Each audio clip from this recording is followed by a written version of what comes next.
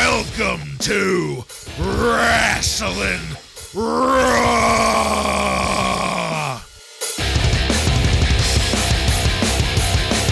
Alright, you're listening to Wrasslin Raw, the podcast that takes you back to when Raw became war and Attitude ruled. Thank you for joining us. You're here with Ryan Arico. And for our American fans, tough titty, said the kitty. Joe Giammatteo. You know, I know what the gays are going through now. And God bless them. And I can understand how Ellen feels. It takes Jim Ross to develop empathy, I tell you what. I'm the one and only Jason Bartlett. We're going to examine WWE history, one episode of Raw is War at a time. In this episode of Wrasslin Raw, we're going to be talking about the Raw that aired on May 5th, 1997. This Raw was recorded at the Brown County Expo in Green Bay, Wisconsin, and features Vince McMahon, Jim Ross, and Jerry the King Lawler on commentary. Are you guys ready? I'm ready. Ready. All right, then. Let's get into it. Last week, we were praying with Brian Pillman. Got a full recap of the highlights between Stone Cold, Pillman, and Bret Hart, including the reappearance of Jim the Anvil Neidhart. This week, to kick off the live action, we're going to get the entire Hart Foundation out all at once together. That's Bret, Owen, the Bulldog, Pillman, and the Anvil. Owen was carrying all of the gold. It looked fantastic. And Bret started things off by thanking everyone in the world for everything, except the American fans who got the old tough titty, said the kitty. I loved Pillman pretending like the crutch he was carrying was a machine gun and aiming it at the crowd. I also loved Bret saying that he's got the greatest pack of lions in the world around him. Still no mention of Awa Tamela in that. After he said that, though, Pillman simulated suicide with the crutch as a rifle, sticking his toe in the bottom of it. Very Nirvana-esque there. Bottom line here, though, is that Shawn Michaels is next in line for some aggression from the Hart Foundation because he's been sticking his supposedly injured leg into Bret's business. After a commercial break, we were backstage with the Hart Foundation, wheeling Bret around, looking cautious, and looking for Shawn Michaels. Guys, it seems like it's finally sunk in that there's one story and one story only, putting asses in seats, and the WWF has fully embraced it here. Ryan, what did you think of our first full view of the Hart Foundation and the promo Bret gave us here? Well, even before the Hart Foundation came down, right as Raw started, we got the usual at this point, fireworks, and it looked like a couple of those curly, screaming fireworks headed directly into the crowd. So I don't know if anyone got their hair singed, but that was something to see. Also something to see was Owen Hart just draped in all of this gold, holding up the two slammies, and this segment goes on long enough, his arms had to be beat. I mean, just completely dead. And all of their work has paid off. The moment they hit the screen, everyone's just chanting USA. Bret Hart has done his job at this point. And I also loved how Bret Hart, like a cult leader, just runs through and thanks all of his minions for their praising of him and doing his dirty work last week. That was a great segment. And Brian Pillman didn't say much, but when he got on there to explain the golden rule of do unto others and enjoy it, that was another fantastic line out of Brian Pillman. So 3 weeks in a row, starting off hot and great. Do you guys remember hearing about the story when Bret Hart went too long on a promo and Shawn Michaels is supposed to super kick him over the wheelchair? I don't know if you guys ever heard that story. It's something that happened on Raw, and I thought this was going to be that episode because it happened when Bret was in the wheelchair, but I guess it's not. It's not this episode. It's going to happen at some point, but I thought it was going to be this one. It's not, but this was pretty good here. I like Brian, like you mentioned, he kind of goes through each of the guys that are in this stable and really just puts them over. Yeah. Like when did we give a shit about Jim the Anvil Neidhart in the last like 4 years or whatever? Well, when he was slapping those glasses on. Well, that was mostly that's true. Owen, Yeah. though. Yeah. But Bret really put him and everyone else over and really made them look like a legit threat to, you know, people like Stone Cold Steve Austin and Shawn Michaels. So I thought that was great. Yeah, I don't really have too much to add here. I do wish we could talk about it forever, though, because something that was not great was our first match of the night. Rockabilly with Honky Tonk Man defeats Ahmed Johnson by disqualification in 3 minutes and 57 seconds. Once again, Wrasslin Raw has reached back in time and influenced the business. Ahmed Johnson was decidedly underdressed here. He was almost conspicuous, one might say, in his black parachute pants. No visible knee pads. I was shocked at the lack of joint protection this man was wearing. No 2x4 either. Yeah, no 2x4. That was doubly shocking. And then the fucking cartoon character that is Rockabilly came out, and, things started. We got word that at the upcoming pay-per-view, we'll have that gauntlet match. If Ahmed defeats Crush, Savio, and Farouk in one night, the Nation of Domination will be banished from the WWF. We got a pitcher-in-pitcher with Farouk then after that, talking some smack on Ahmed Johnson, but then also saying that Farouk went and found some of the hardest ghetto men that Crush is going to defeat tonight. And I was immediately confused. There was virtually no setup for that match later on, aside from this promo, and it was just kind of hard to get the meaning of it out of it here. In the ring, this match was nothing to write home about, and at the finish, Billy was going to hit Ahmed with that heirloom guitar. Ahmed reversed it just in time for the referee to notice. Ahmed bashing this guitar over Rockabilly's head and drawing the DQ, ending it. And that's it. I mean, we got a Rockabilly match with a guitar shot. It's getting pretty predictable. Ryan, what did you think of this?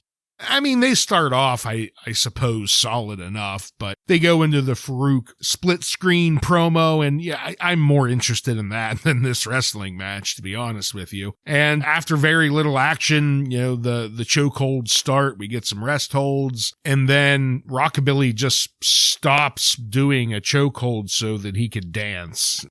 His gimmick has to be one of the dumber ones we've seen in a really long time.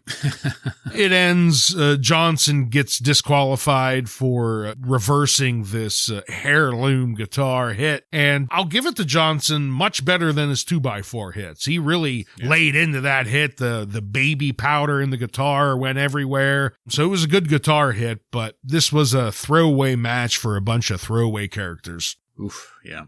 Yeah, it continues to amaze me how Billy Gunn, how this did not ruin his career completely. I can't believe it. This is the worst. We talked about getting out of 1995 and moving on, but here we are in 97. We have to deal with Rockabilly, which is just fucking terrible. But Ahmed Johnson, Bartlett, you mentioned him being underdressed, and I thought about what you've been saying with the fact that he wears like 40 different pads all over his body, and I noticed it right away. He's just wearing like black pajama pants and like nothing else. So that was odd to me, and I thought all of this was terrible. The guitar to Rockabilly said, do we need to see this every week now? It's almost like AEW with the fucking blood and thumbtacks every week. It's been overused already at this point. So the only thing of note really being the fact that Ahmed Johnson was not head to toe in knee pads. That's really the biggest takeaway, I think. He may have been under. That may be why he was wearing those big baggy pants, was so you couldn't see extra pads he applied this week.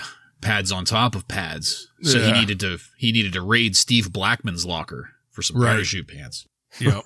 Okay, let's move it along here, because the Hart Foundation, they were still prowling the hallways back in the guts of the arena there. They were still looking for Shawn Michaels, and instead of finding Shawn Michaels, they bust into the jobber locker room, and wouldn't you know it, who's in there with the two no-name guys but Bob fucking Holly.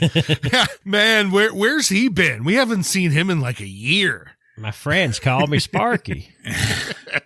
He was not dressed in any kind of ring gear, by the way. They must not have needed him tonight for anything other than this. You didn't see Dave Hebner in there, did you? I looked. I did not. I've been on the lookout for old Dave. Maybe Sparkplug was getting ready to get blasted through a stairwell. Maybe. We broke to commercial just as Owen was suggesting that Shawn Michaels must be in the ladies' room, and came back to the Harts being stymied by a very large staircase that Brett couldn't go down because of the wheelchair and everything. Pillman and Brett stayed at the top of the steps while the rest of the crew kept looking for Shawn. After that, we got another 80s ESPN video package on Ken Shamrock. We got a very close-up of Ken's torso as he was working out, and an interview there afterwards where Ken suggests he has a problem with exploding. We also got introduced to Ken's coach, and I hope we don't get any more of him because we definitely don't need another Jose around here. It looked like Ken was faking being a Little League coach at his kids' game for this. He looked really, really out of place. I'd love to see him snap on a T-ball umpire. Oh my God, yes. So, you know what? I'm just gonna hit. There's one more point here. We got reminded again of Ken bringing up Tyson's rape charges before challenging Tyson, What? and then the dust up with Vader. But I'm just gonna skip the rest of that because the only two important questions I had after watching this was for Joe. We're gonna go to you here. First off, did you fire off another letter to the WWF after this segment? Second, what do you think it would have looked like with a gassed up Ken Shamrock snapping at a Little League game and just murdering an umpire in front of children? Because that was the first thought I had, too. Yes, I was hoping they were going to go there. Maybe they cut it off. Maybe Peacock edited that part out years later. The exploding problem, did they interview his wife about that? Maybe he should lay off the celery. Yeah. Pounds.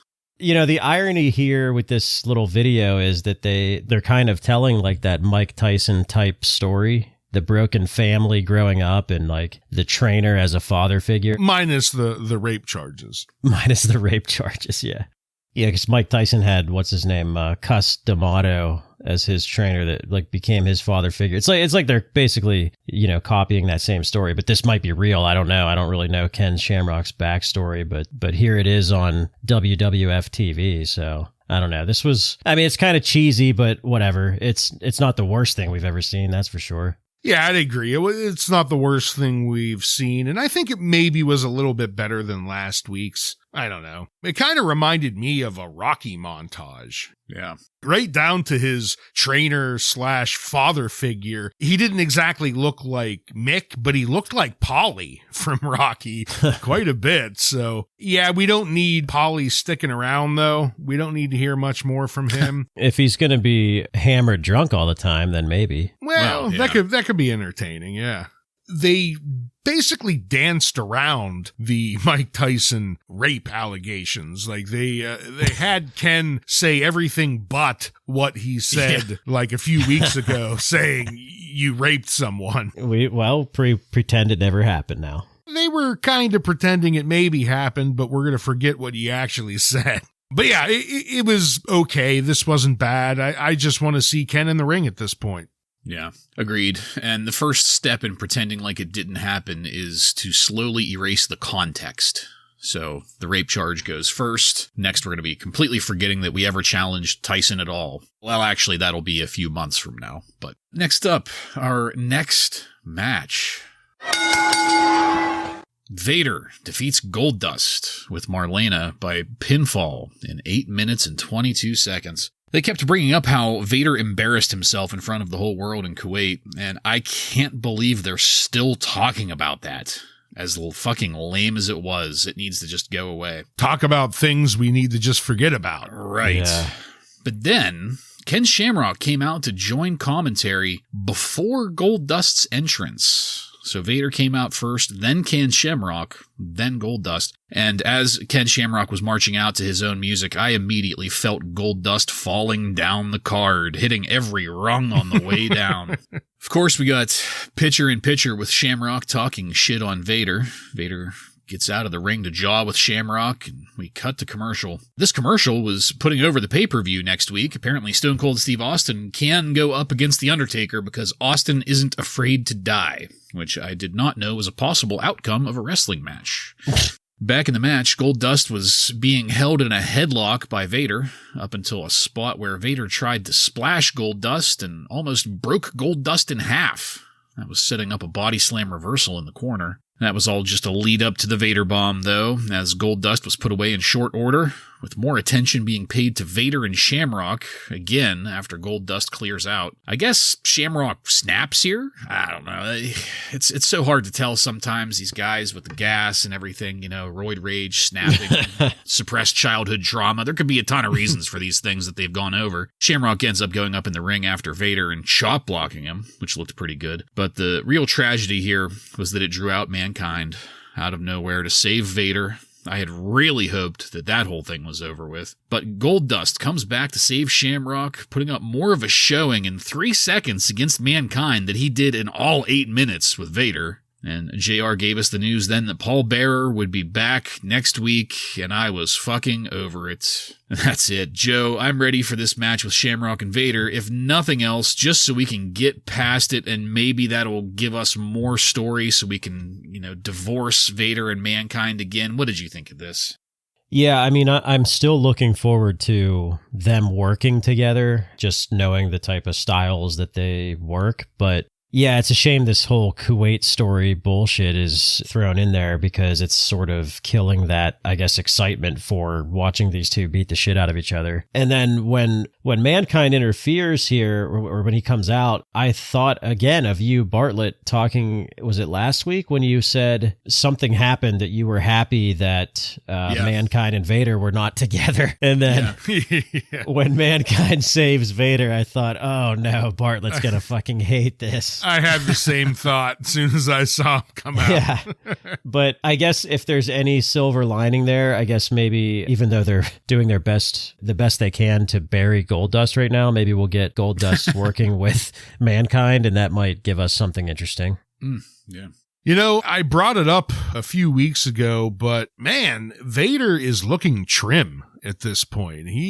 For Vader, you know what I mean? He's in pretty good shape. It's the best we've seen him in since he's been here. That's for damn sure. And I thought, even though it's sad, Goldust is spiraling down the ladder here, this was one of Vader's stronger matches. He actually looked kind of quick and strong, and at times like the monster we expect Vader to be. It didn't last all that long. We end up, spending more time focusing on his feud with Shamrock than we do in the match, but it made me a little bit excited. We've been talking about how we're happy to see the match against Shamrock, and we think that they're going to match up well. And I think the fact that Vader, he seems to be back in fighting shape at this point, so he could give Shamrock a good match. So I'm looking forward to that. I too was a little bit sad when I saw Mankind coming out, just because, we know it's furthering this partnership with Vader. But when he started going at it with Goldust, his former partner, they look great together. And Joe, I agree. Hopefully we'll see a program with those two, because I was liking what I was seeing out of them. Yeah, agreed. I've always thought that Vader looks like, I know you guys will know what I'm talking about, that slow motion black and white film from the 1930s of the guy getting shot in the gut with the cannonball. It's an old bald guy, and it's the slow-mo of the ripple effect in his gut. I've always thought that Vader looks like that guy, but I think you're right. He's really trimmed down. He looks more like the cannonball now with that bowling ball gut. It's more perfectly rounded and less sloppy than it was before. When he got up on the ropes and flexed, you could he had a much flatter stomach at this point. Okay, I didn't see that, but all right. I'll give it to you that he's trimmed down, but I see no flat planes on Vader at all. Joe, didn't you say he lost like 60 some pounds? Yeah, he went to fat camp and lost some weight. Yeah. Yeah. That probably puts him below 400 at this point. He was also on house arrest in Kuwait. Probably what they that's true. Food, bread and water. Yeah. All right, well, let's move it along here to something that I've been very interested to talk to you guys about. JR, that's Jim Ross, to the rest of you, sat down with Dustin and Terry. That's Goldust and Marlena to the rest of us. And I was very skeptical immediately going into this. JR went into full sports documentary mode, highlighting Goldust's connection to Dusty Rhodes. And we got footage of Dustin, that's Goldust, as some other gimmick in the WWF. I was hoping maybe that one of you guys could tell me what this was. I never realized he was in the WWF prior to Goldust. I knew he was in WCW, but I didn't know he was here with Dusty. Mm-hmm. But then Dustin took an enormous risk reinventing himself as Goldust, and I wanted to vomit. This was being treated like a 20-year retrospective for a fucking gimmick that was less than 2 years old. They went to the Razor refusing to wrestle Goldust point. Dustin actually says Scott Hall here, referencing Razor Ramon. That shocked me that made it past Vince. You would think that since they went to such lengths to own the name that he would say Razor Ramon, but I mean, I don't know, instead of putting over the competition there. Goldust has been getting over, though, with the fans, and now he's free to be himself, and with that confidence, Dustin knows how Ellen DeGeneres feels coming out of the closet. In the end, Dustin wants his dad and the people out there to respect and accept him. Next week, Goldust will be back to continue the moment. After that, the Hart Foundation were backstage and had apparently located Shawn Michaels in a men's room. It ended up being some jobber. He was no doubt leaving a rendezvous with Dave Hebner there.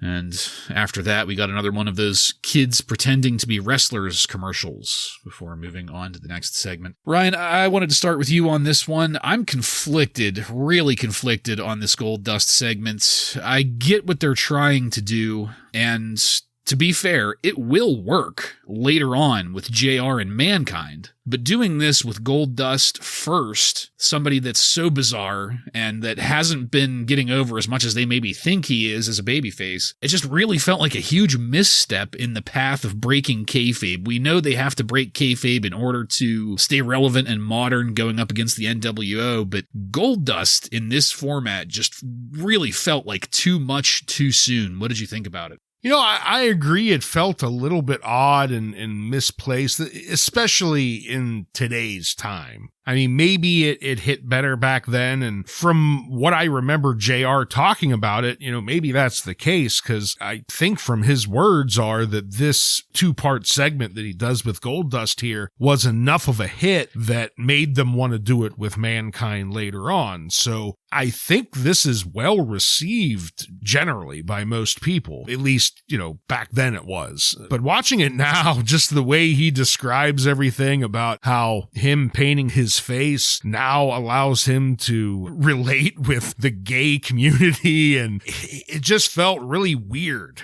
And kind of by the end of it, it felt like this entire interview was solely to tell the crowd, you know, hey, you're allowed to root for him because we're really laying it on thick that he's not really gay. So go ahead and cheer for him. You're allowed to.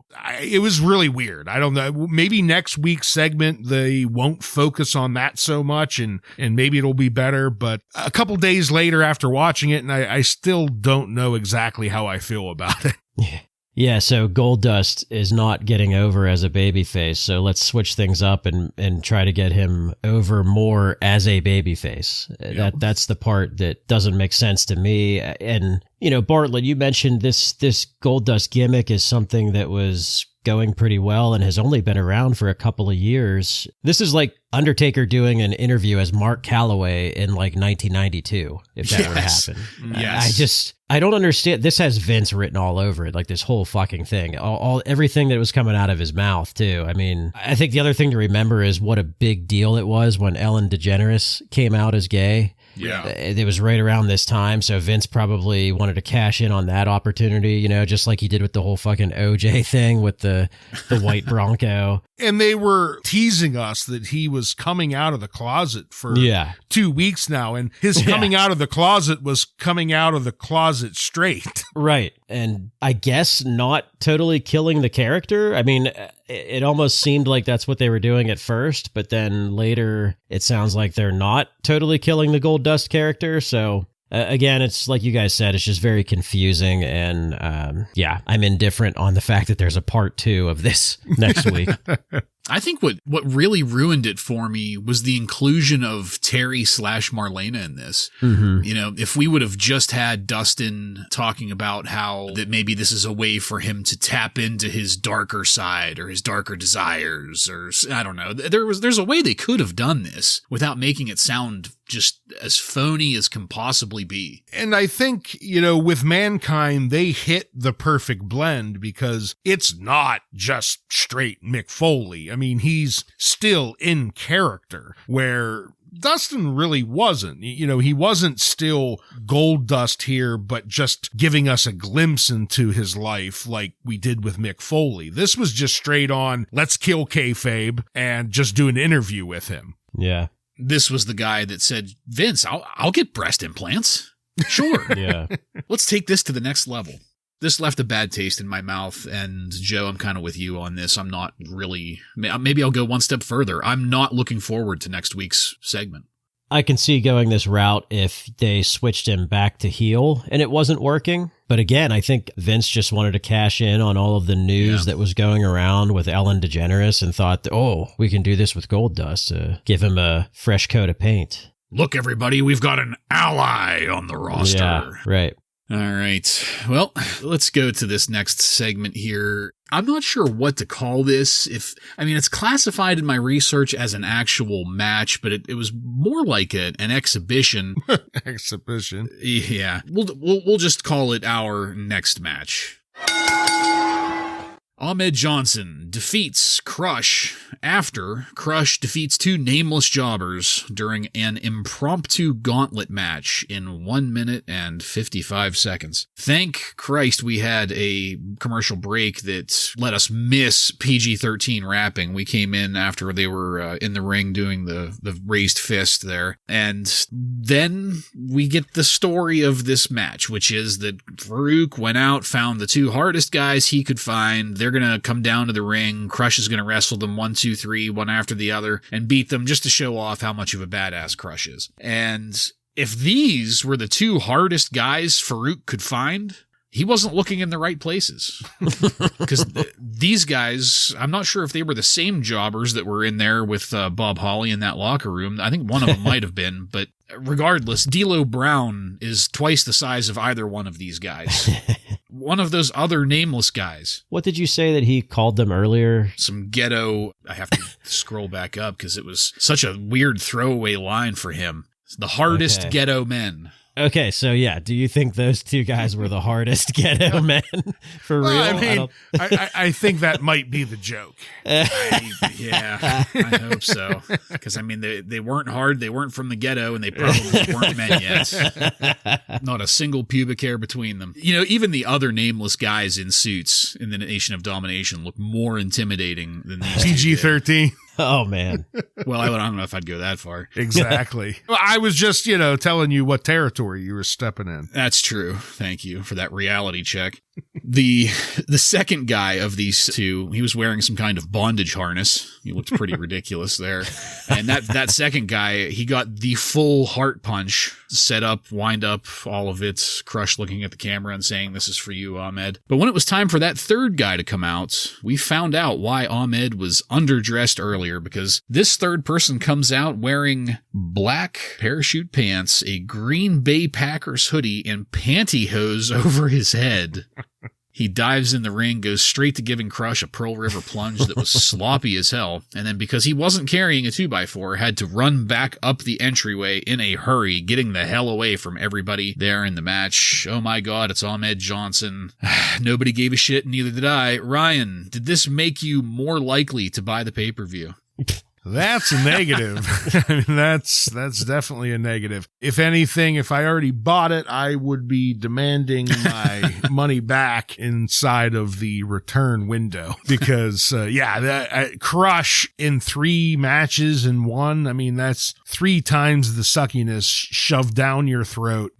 I don't know why people think anyone wants to see Crush. The best part of it is that at least Crush got humiliated here. This last person obviously is Ahmed Johnson, and he just humiliates Crush. So, I guess that's good, but we continue Ahmed Johnson as just never getting put down by anyone. He is just always on top. How do you build a guy up for a pay-per-view match if he is never in danger? Against multiple people. Yeah. The exact opposite is our featured story, the one with Stone Cold, where, he gets the best of the Hart Foundation, but like we found last week, not all the time. Yeah. But Ahmed Johnson, rational. every week for like 6 months now, he has got the best of the nation, and it makes no sense. Yeah, it doesn't. And I'm just completely sick of this version of the Nation of Domination. It's really just running stale at this point. It's an all-time low light to have to watch Crush take on 3 guys in the same night. I mean, I'm switching the fucking channel. I'm not going to watch that. Where's that crutch that Pillman had earlier? I need it. Yeah. They tell us this is happening, and I'm switching the channel. There's no other choice. Yeah. At what point did somebody say, this'll make us look good? Yeah. All right, let's get as far away from that as we possibly can. Outside the arena, the Hart Foundation, they were still out there looking for Shawn Michaels. Maybe he's under a semi-truck. Maybe he's inside a barrel. And that is what took us into the second hour of Raw, the whole entrance video package. Back in the ring, Vince erupts in a furious orgasm, announcing Shawn Michaels. And the length of his intro was giving the Hart Foundation plenty of time to run back to the ring. I guess they didn't hear Vince roaring, though, so they didn't at this point.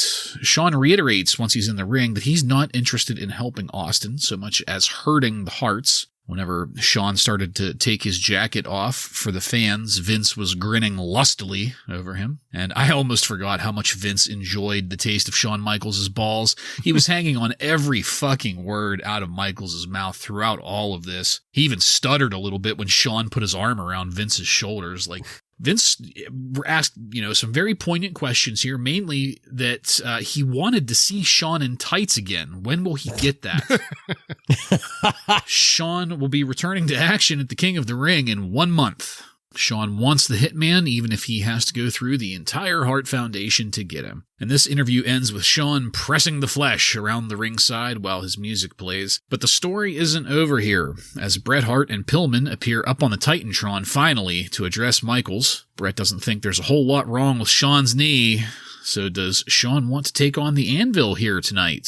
And the Anvil comes out on the entryway, starts making his way down the ring, and he and Michaels end up going at it. I was pleasantly surprised by that, but it was a trap, as Owen and the Bulldog came into the ring too to beat on Michaels. But then, out of nowhere, the Legion of Doom are in the ring, making the save as we broke to commercial. And when we came back, Michaels was backstage looking for the Hart Foundation, and that is where this ended. Joe, this Shawn Michaels angle, it feels like it's just kind of being forced into the Bret Hart-Steve Austin feud. I know there's plenty of room for everybody. There's plenty of players in this so that everybody can have their taste of the action, but it still feels forced. What did you think of this?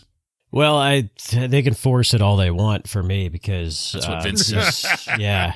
These two guys hate each other, and I love hearing them address each other on the mic, so I don't mind it. I went into this hoping that Vince would not ruin it because he tends to do that, and he kind of did, but I don't know. Shawn got a couple good lines in there. I like that he said there's no more powerful stable in this business than the Clique, which I think was a little bit of an inside dig there.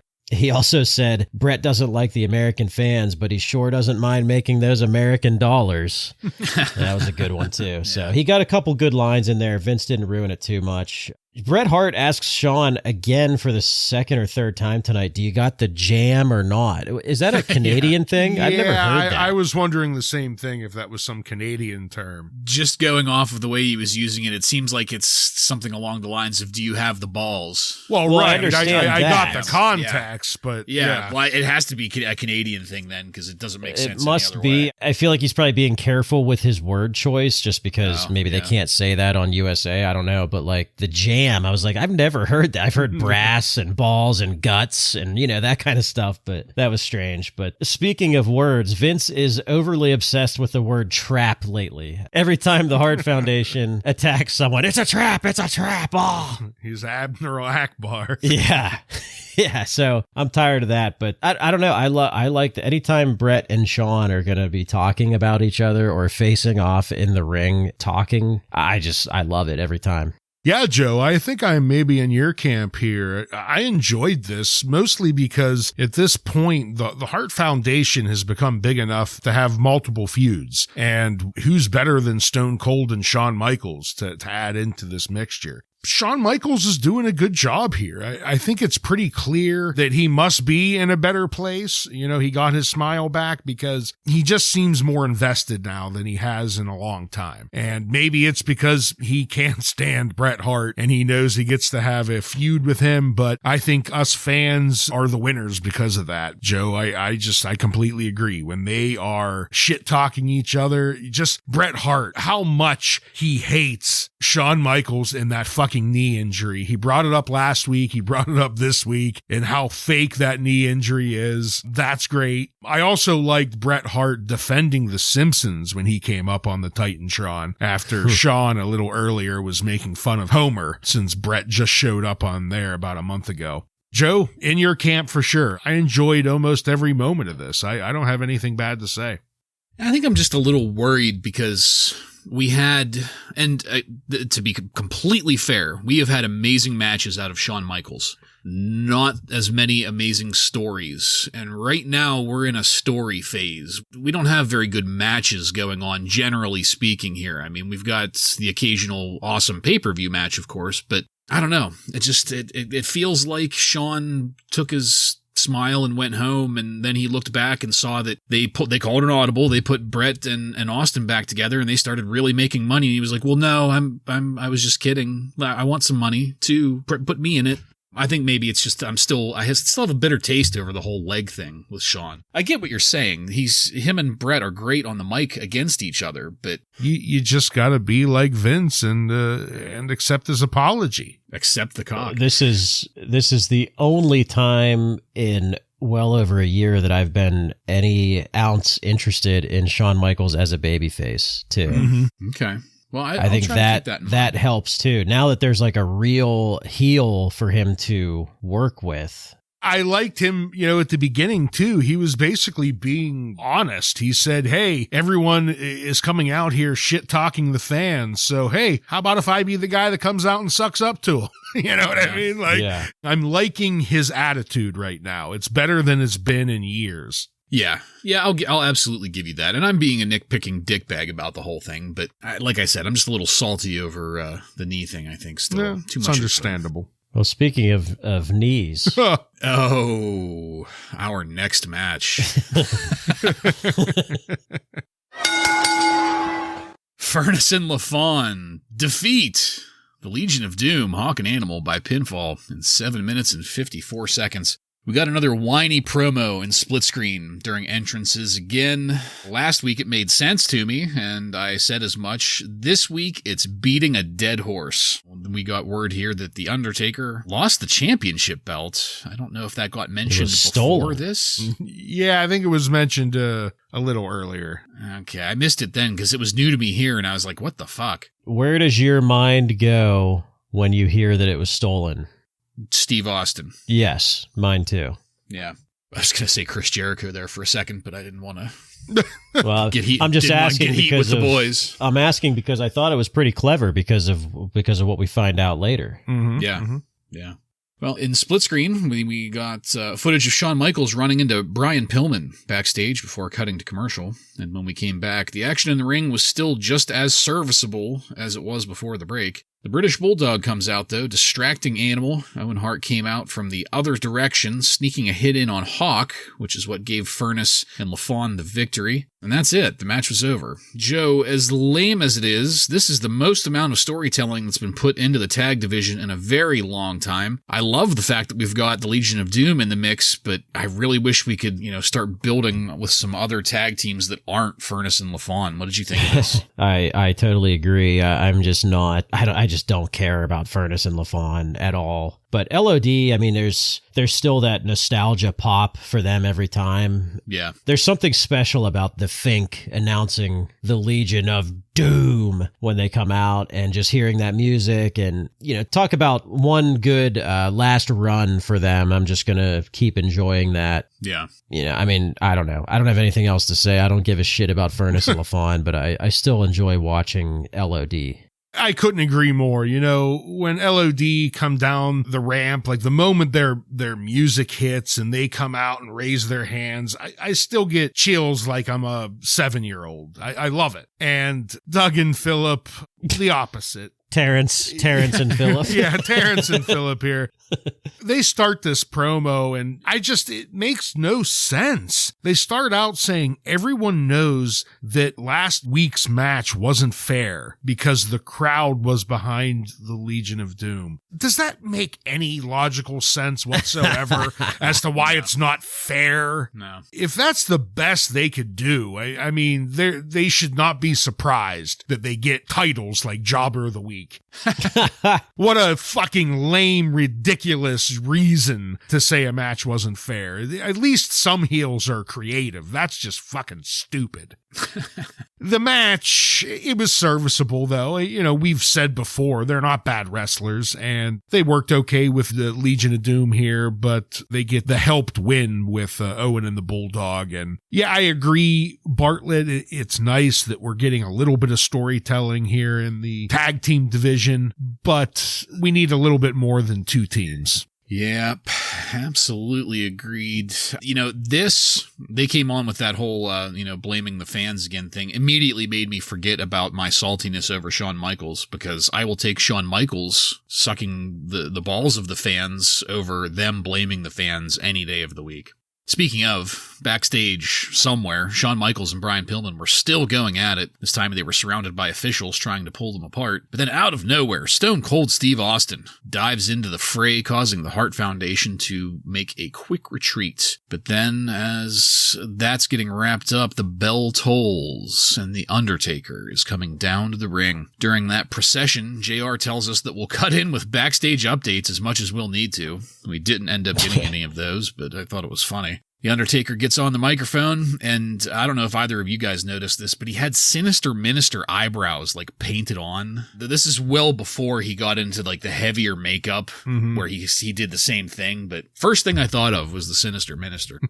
He's definitely experimenting with the look a little bit. Yeah. Little things. I'm glad that hat has not made another appearance. Yes, absolutely. Well, someone has stolen the belt, and as the guardian of the belt, The Undertaker is not pleased about that. Whoever took it is playing a deadly game, one that this person cannot win, again implying that they will die as a final outcome. The Undertaker moves past that and moves on to addressing Stone Cold Steve Austin. Taker says it will be a cold day in hell before Stone Cold will be champion. Got a replay of that commercial with the kid cosplaying as Stone Cold Steve Austin, just as entertaining. And that was followed by Sonny coming out in a Stone Cold Steve Austin t-shirt, the old Smoking Skulls shirt, with Doc Hendricks doing like a spoken word rhyming advertising. Creepy as fuck. Voiceover thing. Sonny on the ramp. Jerry Lawler throws it out there that the shirt would probably look best on the floor of his bedroom. After that, we got brief footage of Austin refusing to go in that ambulance last week after he was tossed off the ramp deck, and that's what ended the segment. Ryan, as our resident asshole for The Undertaker, I wanted to hear from you first here, because this Undertaker promo and this whole missing belt thing, it just felt off. It's another example of like just stuff that does not feel like things the real Undertaker would do. Not just that, but what do you think about the fact that Sonny has been relegated to the role of live mannequin? Well, the Undertaker thing, yeah, I completely agree with. They just keep on putting him in segments that just don't feel right for the Undertaker. And I feel like the Undertaker being the one to have the belt stolen from him is just, it doesn't sit right with me. Yeah. No, they stole it when he was painting on those eyebrows.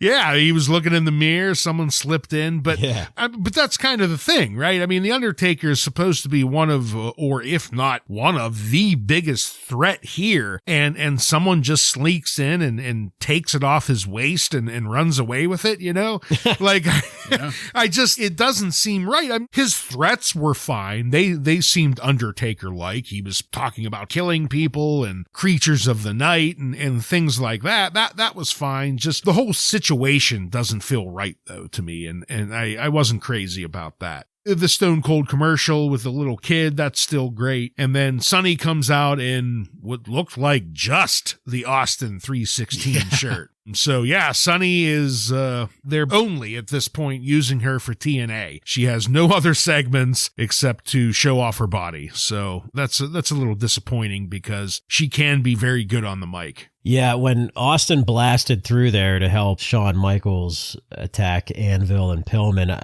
I laughed my ass off when Brian Pillman quickly gets up and wheels Bret Hart away from the scene. I thought that was fucking hilarious. The cult leader, got to get him out. Yeah, I'm in the minority on the Undertaker stolen belt thing. I kind of like it. I'm interested in who stole this belt. I immediately think Austin, and I'm wondering where they're going to go with it. So I'm okay with it. I mean, I understand why it doesn't make sense, the fact that it's the Undertaker, but I'm okay with it and interested to see where they're going to go with it. The kid playing the Stone Cold Steve Austin commercial, yelling at his parents. He says, "You two are completely pathetic," and he's like bobbing his head. Yeah. They should replace the parents with Furnace and LaFawn and redo that commercial. Well, I don't know how much longer we got to worry about them two. They are completely pathetic. And yeah, Sonny just being an object now at this point is not good. I mean, she has the ability to talk and manage, and the fans are rabid for her, so she should be used in a better way. So, Joe, just to touch again on the Undertaker thing, I don't disagree that the belt angle and the fact that everyone's going to assume it's Stone Cold, it is good storytelling. Swerve, bro. My main problem with it is that it's being done to the Undertaker in this situation. Yeah. You know, because like in your mind, if we're totally kayfabing it, in our heads, the Undertaker's backstage in a coffin, right, with the belt. You know, so how do you take it? How do you open up the coffin and take it without the Undertaker seeing it? And if that's not what's happening, now you're killing kayfabe for me, and I hate you. Well, the man has supernatural senses, for God's sakes. He's the entity of death. Stay tuned next week when the Undertaker comes out of the coffin. Oh boy. He's going to sit down with Jim Ross, old Mark. Yeah. My name's Mark Calloway. Certified accountant. God. All right. Well, let's move on then to our final match of the night. Steve Austin defeats the British Bulldog by pinfall in 13 minutes and 2 seconds. Things kick off hot between these two, fighting at the outside, and the intensity died down pretty quickly, though, with Austin holding the Bulldog down in a kind of like an arm hold. Austin was clearly talking to the Bulldog to call some spots and trying to get him through this match. We cut the commercial on rope work and came back to the Bulldog in control. Call 1-900-SHAMELESS for updates on Psycho Sid and details on the WWF negotiation with Shawn Michaels to be King of the Ring? What the fuck? JR then after that drops the news that Psycho Sid isn't going to be at the upcoming pay-per-view. I guess he had a match there with Mankind, so Mankind is going to be there taking on an unknown opponent. The match worked through to another commercial break where we got a repeat of that In Your House commercial from earlier in the evening. And in the match, Austin and the Bulldog worked through a few spots, including one where it looked like they were supposed to go into a stunner, but the Bulldog went out of position, so they had to improvise some rope work and get to a second kick to the gut, and they get there, the stunner giving Austin the pin and the victory. But that's not the end of things, as Owen Hart and Jim Neidhart hit the ring. Bret Hart and Brian Pillman are watching from backstage, while the Hart Foundation apparently are the ones that have had the championship belt all along. Like I said, it's a swerve, bro. They're there hitting Austin with it, and there was a pretty strong crowd chant already going on for the predictable Legion of Doom rescue, which is what we got. But then that also drawed out Furnace and LaFawn, complicating things. Yep, as nobody knows what they're there for. They even say that on commentary. They have no business. No business. But then Shawn Michaels, also out of nowhere, diving into the mix. After that, the bell tolls. The lights go out for an extended amount of time and then come back up with the Undertaker in the ring. That put the total amount of people in the ring at 10. I had to pause and count. 10 people in the ring. And then Sonny comes out wearing nothing but a t-shirt. Things cleared out pretty quickly after that, though, with just Austin and The Undertaker left. They end up going at it with the belt laying in the ring. A steel chair ends up in the mix. Officials were all over the place trying to break them up. They were unsuccessful up to the point where we faded to black. I get that they were trying for a hot finish with a lot of star power, because this is the go-home show going into the pay-per-view next week, but for me at least, Furnas and LaFawn and Shawn Michaels didn't belong here. They put it over the top into the territory of too much. Ryan, what did you think of this match and the way that Raw ended tonight?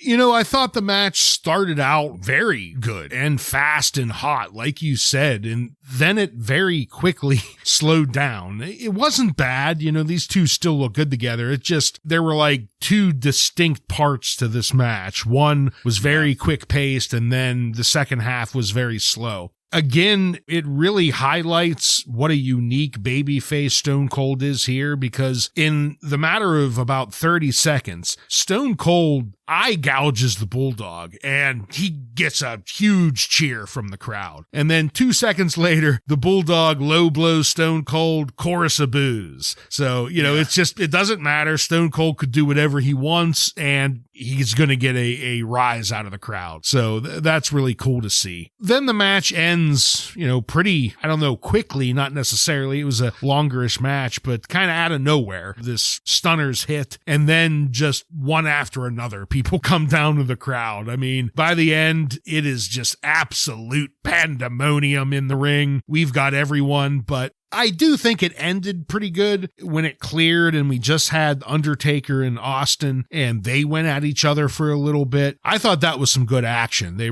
hit each other off the stairs. They brought in the chair and it made me excited for their match. I think that's going to be a real barn burner. The hot ending worked, I think, at the very end, but at the point where you had LOD and Furnas and all of them in there, that was too much. But I think they steered the ship in the correct path at the very end.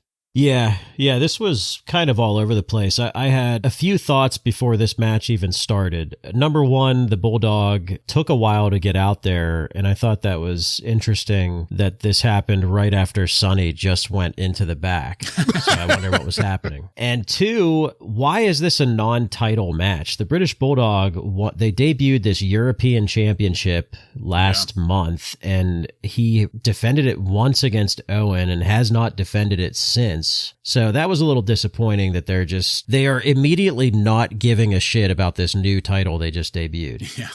Yeah. And three was clearly this is going to end with shenanigans before this match even started. However, it didn't. The shenanigans came after the clean win by Austin. So I thought that was actually pretty good. A nice surprise. Given the fact that Austin has a title match in 6 days, you have to have him win clean here. Then just a bunch of shit just starts storming into the ring. I mean, it's pandemonium, but it's just not very effective to me. Like, Shawn Michaels doesn't even have a match on Sunday, so who cares about him being out there? Furnas and LaFawn. Get them You now. two. Fuck yeah. Yeah. You two are completely pathetic. We do get Austin and Undertaker with the face-off at the end. And I have to say, I like both of these guys, and I'm looking forward to their match. But that's the only reason why I'm looking forward to it, is because I like both of these guys. I don't think they've really done a great job of telling any story of these guys actually having any real beef with each other. It's all been with Brett. Yeah, so that's the one thing that kind of hurts this a little bit, but Brett is also injured. I don't know if that was going to be a part of this, so they kind of pivoted towards this. I'm not real sure, but I'm looking forward to the match, but like I said, it's only because I just like both of these guys. Yeah, completely agreed there. Well, guys, as I said, we faded to black, so let's take it on over to highlights and lowlights. Joe, why don't you take that first? Oh, boy. I got to say that we've had a couple of really strong Raw episodes, but I did not really care for this episode very much. Yeah. I think that they were just trying to squeeze all kinds of shit in this episode. My lowlight, it has to be Crush versus supposedly three men. That's That's my low light. And my highlight was those couple of lines given by Shawn Michaels during his interview. I enjoyed those. Yeah, Joe, I completely agree. This Raw was not nearly as strong as what we've got the last couple weeks here. And I think a big part of that is Stone Cold really wasn't here until the very end, you know, and the Stone Cold Heart Foundation has been what's been driving the story all month. So my highlight was the very beginning, just getting the Heart Foundation out there, their quick promo, and just the vision and the sight of the Heart Foundation with all their gold in there, listening to their leader speak. That was my highlight. The low light, Joe, same as you. Ahmed Johnson crush. Not necessarily Ahmed Johnson here, just Crush in his gauntlet match. The fact that we're highlighting Crush here, that's really the low light. Highlighting Crush is a low light. We are going to be 3 for 3 on the fact that this was not a strong episode after what have, like you guys both said, we have had some very strong episodes the past few weeks, and this was a little bit of a letdown, especially for being a go-home show. Just not a lot to work with in general, so my highlight is going to be Bob Holly as the lead jobber in the locker room. Oh my God. Did you realize that they did not even say Bob Holly's name out loud? Wow. Nobody referenced the fact that it was him, that he was there. They had plenty of opportunity to at least just say his name, and they wouldn't. So highlight, Sparky. My low light, everything Ahmed Johnson in this episode. That includes the whole Crush thing, but also that match with Rockabilly. That's right. Ahmed Johnson is fading fast in my eyes. So everything that he was involved in was no good here tonight. Joseph, do you have any contemporary wrestling news from on and around May 5th, 1997 for us? I do. I know that you guys both have busy schedules, but something tells me you're going to try to find time to watch some episodes of Nitro because Adam Bomb has debuted for WCW as Wrath. Okay. No. Okay. Wrath. Wrath is currently feuding with Glacier, so I know that you guys are going to just clear all of your weekend plans this weekend and watch 1997 episodes of Nitro for that. Yep. From the Observer, it's being reported that the WWF sent some of their superstars, including Brian Pillman, the Honky Tonk Man, and Sonny, to Providence, Rhode Island to start promoting King of the Ring, which will take place there in June. 3 matches were announced locally at this event as Bret Hart versus Shawn Michaels, Steve Austin versus Brian Pillman, and Undertaker versus Farouk. Okay.